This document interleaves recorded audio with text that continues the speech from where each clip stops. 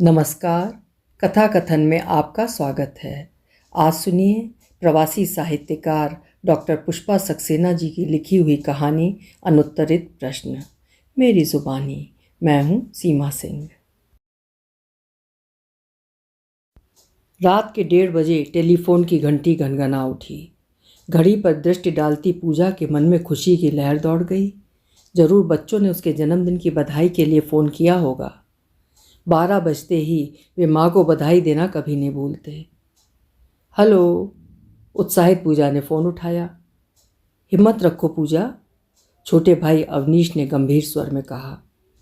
क्यों, क्या हुआ अवनीश? जीजी क्रिटिकल हैं, बहुत ख़राब हालत है। आवाज़ का सुर सुनती पूजा जैसे सब समझ गई। सच कहो, जीजी होश में तो हैं? शायद नहीं। जीजी हैं तो? शायद नहीं। बात स्पष्ट थी, फिर भी विश्वास नहीं हो रहा था। इतनी कर्मठ सक्रिय जीजी कभी हमेशा के लिए मौन हो सकती हैं? किसने सोचा था? छोटी सी बात, छोटे मोटे अवसरों को भी जीजी महोत्सव का रूप देती। उनके आते ही त्यौहार का माहौल बन जाता। 30 त्यौहार उनके लिए लोगों को बुलाने खिलाने पिलाने के बहाने होते। अम्मा उनके इस शौक पर कहती, कोई जीने के लिए खाता है, हमारी स्वाति खाने के लिए जीती है। आवाज़ इतनी बुलंद कि दूर से उनका आना पता लग जाता। सच तो यही है, हर काम में जीजी सिर्फ स्वयं ही उत्साहित नहीं होती, बल्कि सब में उत्साह भर देती। खुशी जैसे जीजी के पर्याय थी। ईर्ष्या, द्वेष, दुख उन्हें छू भी नहीं गए थे। अगर किसी ने अपमान भी किया तो उसे अपने उदार हृदय से न केवल क्षमा किया, वरन बहुत प्यार से अपना लिया। सच यही है, जो भी उनसे मिला हमेशा के लिए उनका अपना हो गया। घर के आंगन में स्वाति जीजी अपनी अंतिम यात्रा के लिए तैयार थीं। चेहरे पर वही शांति, तेज और वही जीवंतता देखते लगता ही नहीं था कि जीजी अब कभी नहीं बोलेंगी। उनकी मनपसंद कांच की चूड़ियाँ, कानों में बाली, लाल सिल्क की साड़ी में लग रहा था कहीं बाहर जाने के पहले जीजी जरा देर के लिए सो गई हैं। अंतिम यात्रा के लिए अर्थी उठाई जानी थी। बाहर एम्बुलेंस आ चुकी थी। शहर में जीजी ने साहित्यिक सामाजिक संस्थाएं स्थापित कर रखी थीं। साहित्यिक संस्था की सचिव कल्पना ने भीगे कंठ से कहा, स्वाति दीदी की अर्थी को हम औरतें कंधा देंगी। कल्पना की बात पर सब चौंक गए। भला ये भी क्या संभव है? कल्पना की बात अनसुनी कर भैया के साथ लोगों ने जीजी को कंधे पर उठा एम्बुलेंस में पहुंचा दिया। जीजी की दोनों छोटी बहनें, भतीजियां, मित्रगण और संस्था की सदस्याएं घाट पहुंच गईं। उनके घर काम करने वाली 35 वर्षों की सहचरी रूपा का रो रोकर बुरा हाल था। छुटपन से जीजी के घर काम करने आई रूपा जीजी के प्यार के कारण बस उन्हीं की होकर रह गई। रूपा की गोद में सिर रखकर ही जीजी ने हमेशा के लिए आंखें मूंदी थीं। दीदी हमें धोखा दे गई, हमसे कहा पेट खराब है, नहीं तो क्या हम डॉक्टर नहीं बुलाते। रोती रूपा बिलख रही थी। लोग ताज्जुब में थे। पहले 4 दिनों से शहर में आयोजित कार्यक्रमों में जीजी अध्यक्षता करती रहीं, वक्तव्य दिए। सुबह की गई रात के 10 बजे तक लौटती रहीं। अवसान की रात 9 बजे दूसरे दिन की मीटिंग के बारे में कल्पना को निर्देश दे रही थीं। अचानक उल्टी और बेचैनी प्राणघातक सिद्ध होगी, कौन सोच सकता था। कल्पना कह रही थी, स्वाति दीदी ने जीवन भर महिलाओं को न्याय दिलाने के लिए संघर्ष किया। हम सबको समझाती, पुरुषों को अपनी बैसाखी बनाना स्त्रियों की कमजोरी है। स्वाति दीदी की अंतिम यात्रा तो हमारे कंधों पर होनी चाहिए थी। स्वाति जीजी का सौंदर्य अनुपम था। गोरा रंग, तीखे नक्श, गोरा चेहरा जब धूप में लाल हो जाता तो जीजी दर्शनीय बन जाती। तीनों बहनों में सबसे बड़ी स्वाति जीजी को घर में भी कम संघर्ष नहीं करने पड़े थे। अम्मा का सोचना था, बाबूजी की मामूली आय में 3 बेटियों का ब्याह निपटाना आसान काम नहीं है। 12वीं पास करते ही अम्मा उनकी शादी के लिए परेशान रहने लगीं। जीजी विरोध करती, हमें शादी नहीं करनी है, हम पढ़ेंगे।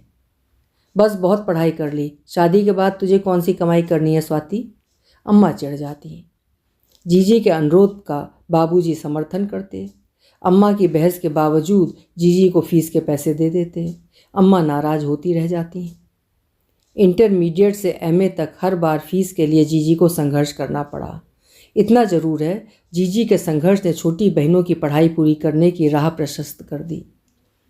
एमए करते वक्त एक सेमिनार में लखनऊ यूनिवर्सिटी के प्राध्यापक राजीव से जीजी की भेंट हुई थी। जीजी के शांत सौम्य मुख ने राजीव को मुग्ध कर लिया। कुछ ही दिनों बाद राजीव के घर से राजीव के साथ जीजी के विवाह का प्रस्ताव आना सबकी प्रसन्नता का कारण बन गया।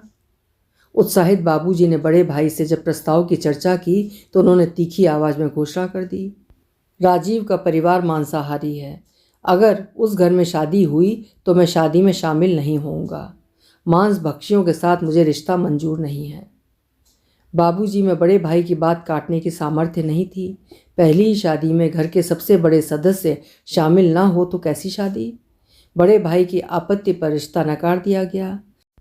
स्वाति के चेहरे पर आई उदासी की परत पर किसी का ध्यान नहीं गया। स्वाति जीजी ने योग्यता श्रेणी के साथ एमए की परीक्षा उत्तीर्ण कर ली। राजीव के विवाह और कनाडा जाने की सूचना ने जीजी को कुछ देर को मौन कर दिया। फिर तुरंत ही अपने को सहेज दूसरे कार्यों में व्यस्त हो गईं। स्वाति के आदरणीय ताऊ जी ने स्वाति के विवाह की समस्या का शीघ्र ही समाधान कर दिया।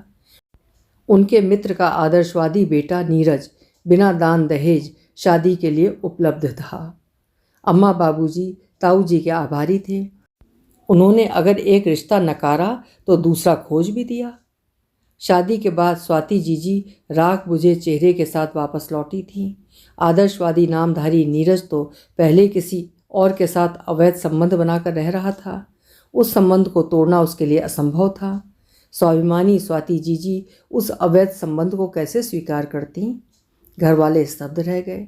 ताऊ जी ने अपने मित्र से हमेशा के लिए नाता तोड़ लिया, पर उससे जीजी का घर तो नहीं बच सका। कोर्ट से नो मैरिज सर्टिफिकेट मिलने के बावजूद जीजी की दूसरी शादी नहीं हो सकी।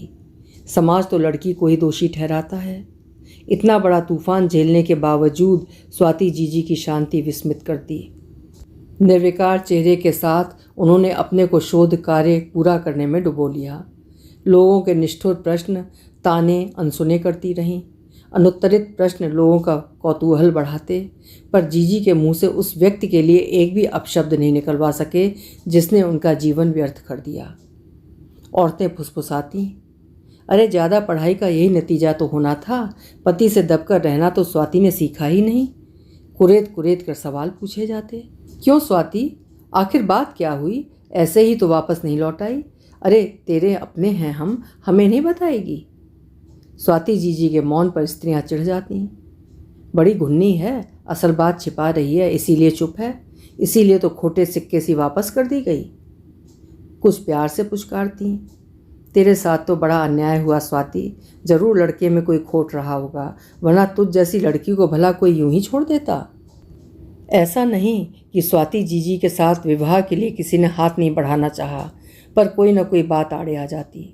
जीजी की अवज्ञा तो उनके भाई बहन भी करने से नहीं चूकते।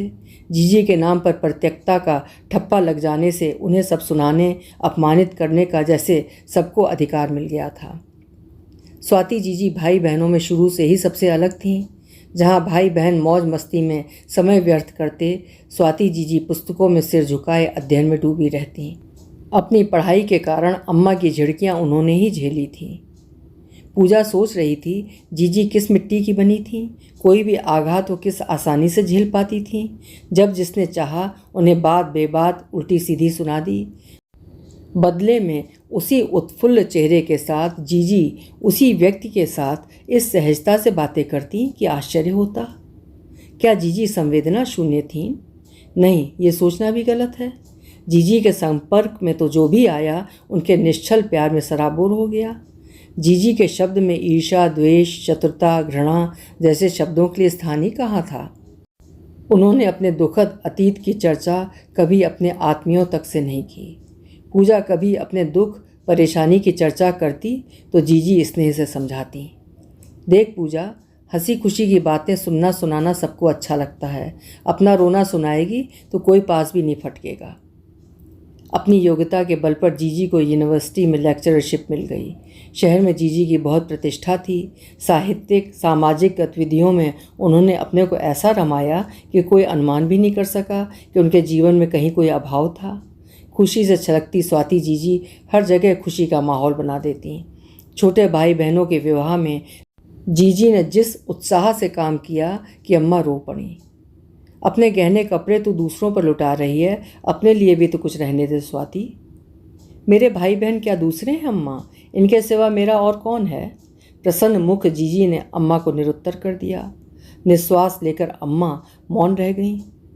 जीजी की मेधा और अध्यवसाय के बावजूद उन्हें विभागाध्यक्ष का पद आसानी से नहीं मिल सका। वरिष्ठता और योग्यता का आधार होने पर भी जब उनकी परम मित्र ने ही उनके अध्यक्ष पद के विरुद्ध अभियान छेड़ दिया तो जीजी विस्मित रह गईं। जीजी ने विरोध में कोई कार्यवाही नहीं की। पद मिल जाने के बाद उसी के साथ वो सच्चे दिल से उसी विरोध करने वाली मित्र से पूर्ववत मित्रता निभाती रहीं। इतनी कर्मठ सक्रिय स्वाति जीजी को हार्ट अटैक तो होना ही था। अंततः उनके दुखों ने उनके हृदय को छलनी कर ही दिया, पर दुखों को क्या उन्होंने अपने दिल पर कभी अधिकार जमाने दिया था? शायद नहीं। बाईपास सर्जरी दीदी ने अपनी जिद से कराई थी। ऑपरेशन के लिए जाते समय भी वो पूर्ण निश्चिंत और प्रसन्न थीं। सबके भय को निराधार ठहरा वो जीवित वापस आ गई थीं। डॉक्टर से कहा, आपने मुझे नवजीवन दिया है, आपकी ऋणी हूँ। अपने स्नेहपूर्ण निश्चल स्वभाव से उन्होंने डॉक्टरों और नर्सों का भी मन जीत लिया। सिर्फ एक बार न जाने किन आहत क्षणों में जीजी पूजा के सामने कह बैठी, जानती है, कल नीरज के रिश्ते की मौसी नीरज की मृत्यु की सूचना देते हुए संवेदना प्रकट करने आई थी। नीरज का अस्तित्व कभी मेरे जीवन में नहीं रहा। मैंने उसके प्रति कोई शिकायत नहीं की, फिर क्यों आज भी उसका नाम मेरे सामने लिया जाता है? पहली बार जीजी की आंखें छलछला आईं। जीजी के अंतर में ज्वालामुखी जलता था, पर उन्होंने अपनी शांति से ज्वालामुखी के विस्फोट को दबाए रखा।